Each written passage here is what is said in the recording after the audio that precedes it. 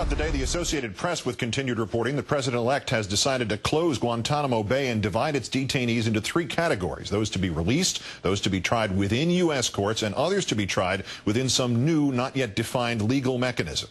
Our fourth story tonight, as Gitmo constitutes our nightly question for President-elect Obama, what do we do now? Breaking news that the reporting might be very premature. The Obama transition team releasing a statement from senior foreign policy advisor Dennis McDonough.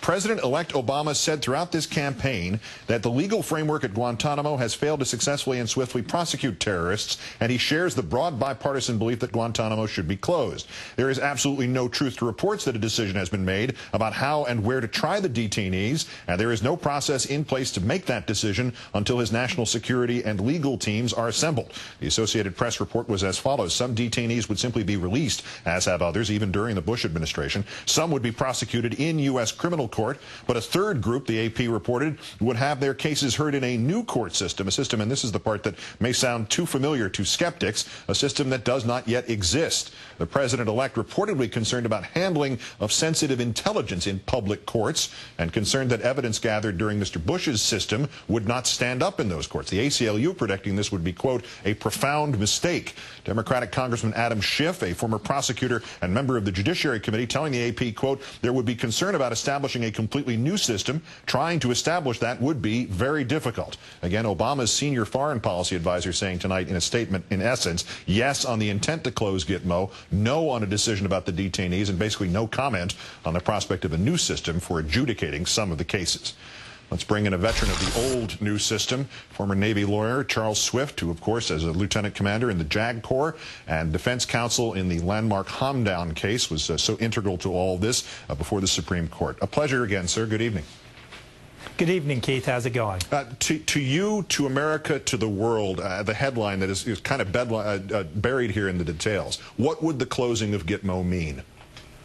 Well, I think for the world, it would mean a clear signal that we've taken a different direction, that we truly have changed our approach to the war on terror, and we're committed to following the rule of law. So from a renewed American foreign policy perspective, it's essential to close Guantanamo. General Colin Powell, the current Secretary of Defense, Mr. Gates, have both said that it's essential to close Guantanamo, and so has the President-elect. So I'm confident Guantanamo is going to be closed. Obviously, there are practical things to be done when that happens. What are the challenges in shutting that down, funneling the detainees appropriately? The two challenges that really face, there are two sets of challenges. One of them are legal, which you alluded to, and the other is political. The Obama administration has a lot of advantages in the political side. He's won a mandate to effect change, and Guantanamo is part of that change. More importantly, much of what's been holding back returning detainees has been other nations. And as we saw in Iraq, President Obama may be able to accomplish what President Bush could not. So overcoming the political challenges have been huge hurdles, but I don't think that they're ones outside of the power of President Obama. The second one, however, the legal part, asks this question of what evidence and the continued concern of the use of evidence that's classified, and to make sure that we have a fair trial without endangering our forces or giving our enemies an advantage. And that's something I'm sure the Obama administration is going to look at closely. But I also agree that the changes really need to be minor, not major. And one of the avenues that has been repeatedly suggested by the military but not used to this point is to use the court-martial, which already does the protection of classified evidence very well and has all of the basic due process rights that are essential in an American system of justice. So what is your reaction here to, even though we have a denial that this has been in place or this has been decided upon, there is an inference here that somebody, at least around the president-elect, is advocating, considering, debating, and maybe they'll throw it out, but they're discussing the prospect of yet another new legal system for these detainees. Isn't this where we got into trouble in the first place, creating new laws for old crimes, essentially? I think where we got in trouble was doing a brand new system, a completely different system.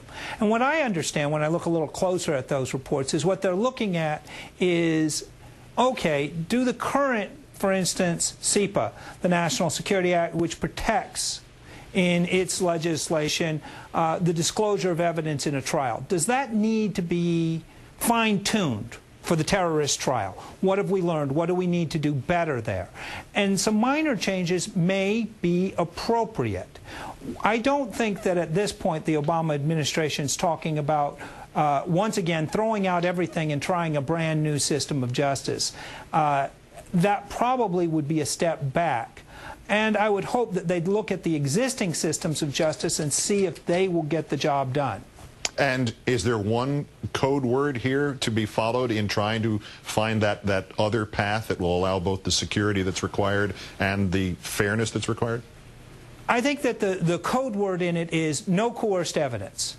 That an awful lot of what was called security was the ability to protect things like waterboarding.